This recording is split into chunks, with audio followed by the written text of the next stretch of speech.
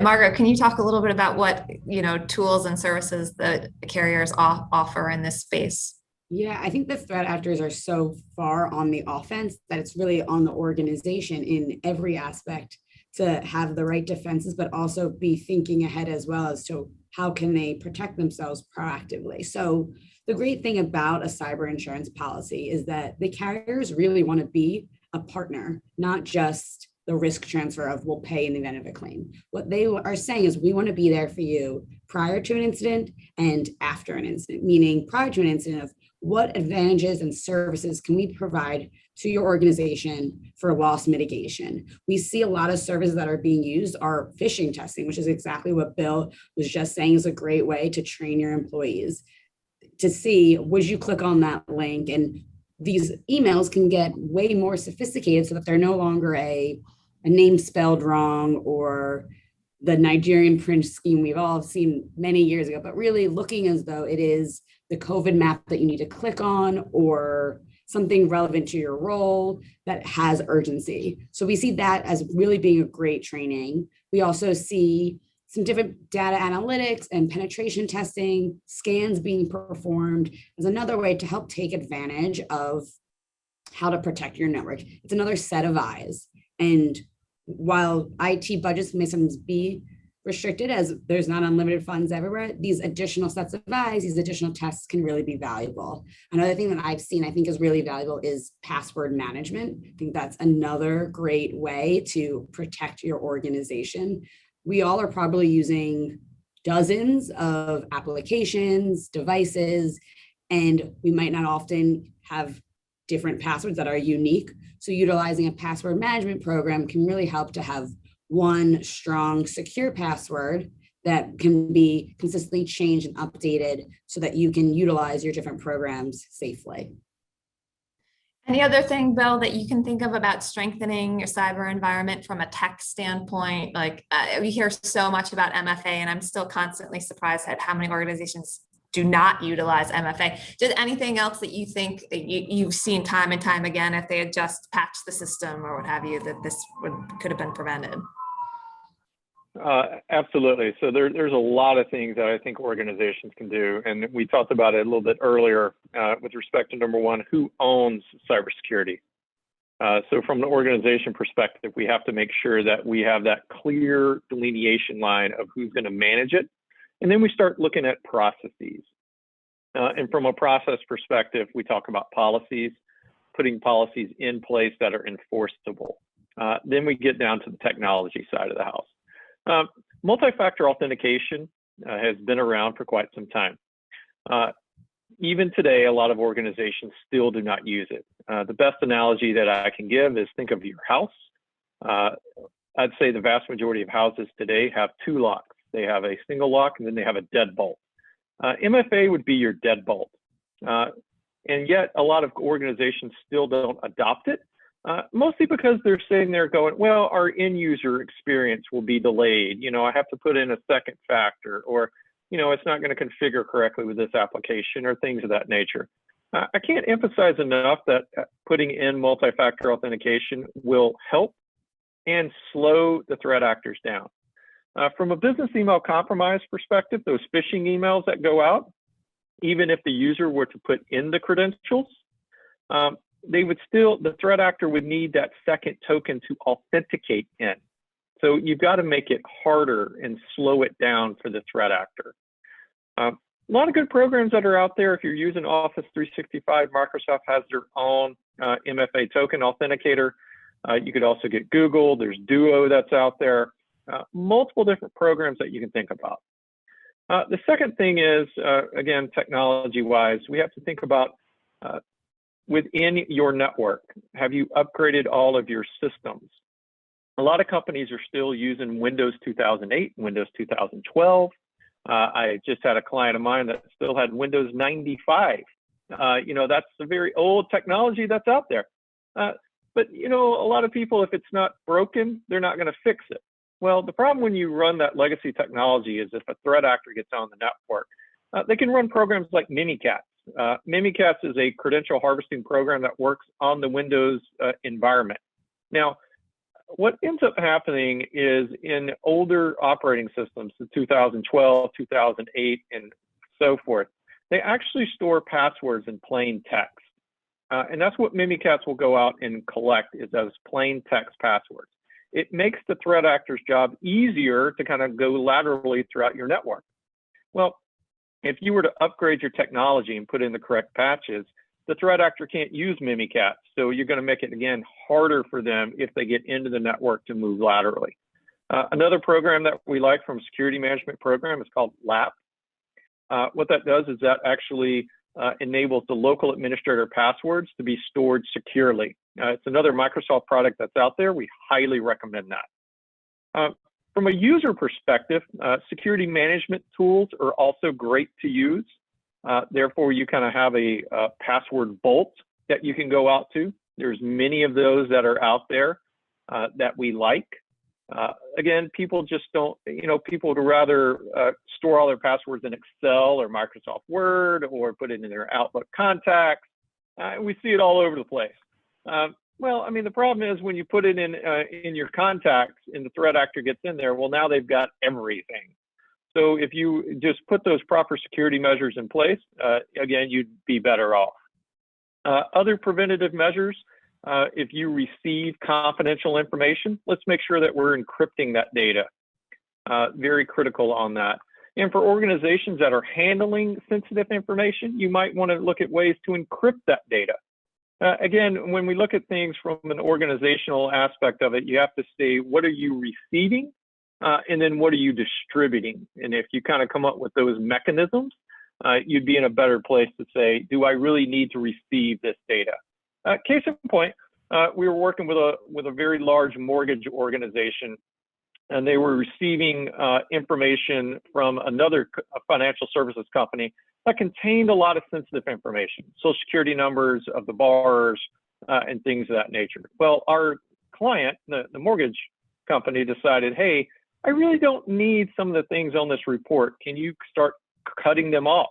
And the financial services company agreed to that. See, now you're starting to do your data limit intake. Therefore, when it's stored throughout your systems, you don't have to worry about that from a risk management perspective. Other things that companies can do from a preventive perspective is, number one, know the number of assets that you have in the environment. For smaller companies, this can be troublesome. And what I mean by that is, do you have 100 laptops in your environment, or do you have 120 laptops in your environment? I just wrapped up a case with a client that lost 3,000 laptops. And of course, on the call, the first thing was, how do you lose 3,000 laptops? Well, the problem was in their business and what they do, because of COVID and everything else, they had just lost track of everything. They have tens of thousands of employees. They allowed some employees to go out and buy devices. They went out and purchased new devices, and they lost control. So now the question is, okay, well, now I've lost all these devices, but yet in the business that they're in, that those devices potentially could have sensitive information contained on them. So you've got to get control of your assets. I would highly recommend that from a preventative perspective. Upgrading the assets, again, we just touched on that.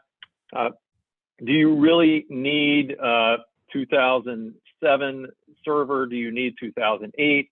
Can I get up to 2016? Can I get up to 2019?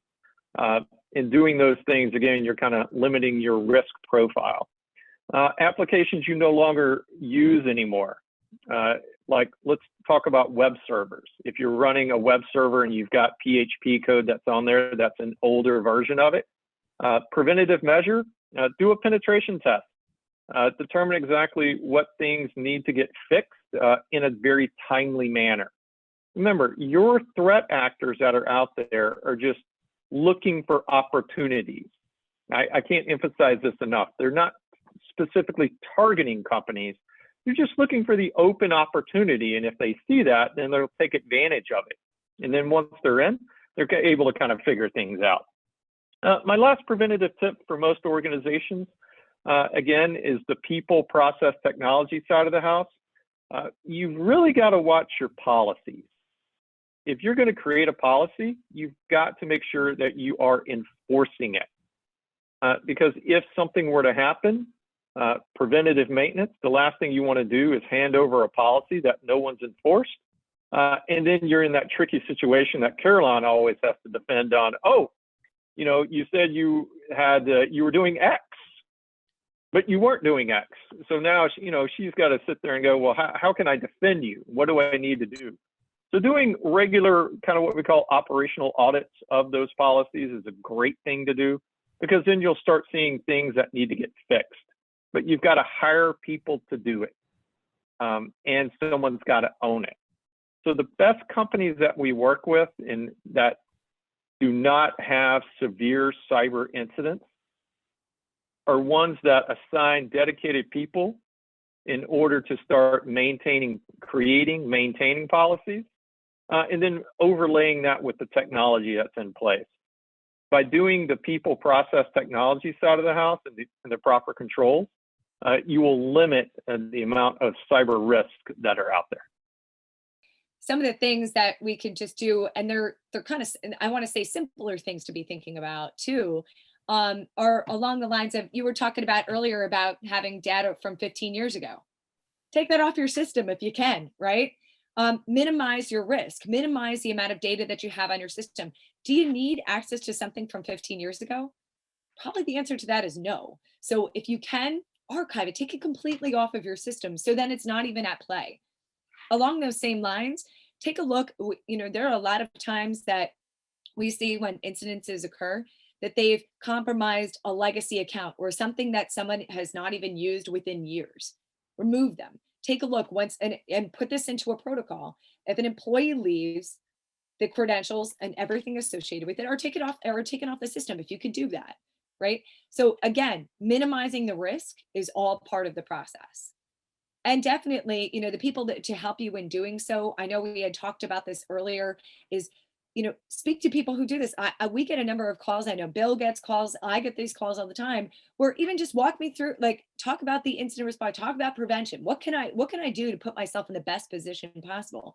We talk about things that, and I know Margaux was talking about this earlier as well, about what, and in terms of my policy, what can be offered, you know, talking to somebody, interviewing breach coaches, interviewing the forensics companies ahead of time. Not necessarily, you don't want to be entering into contracts in you know, from the initial standpoint in terms of the incident response from that immediate standpoint.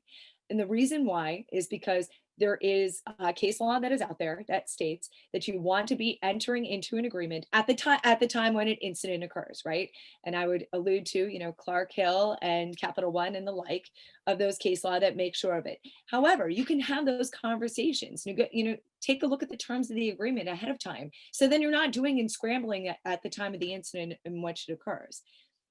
But use those services. Call us. We welcome those calls all the time. We can talk about cyber all day.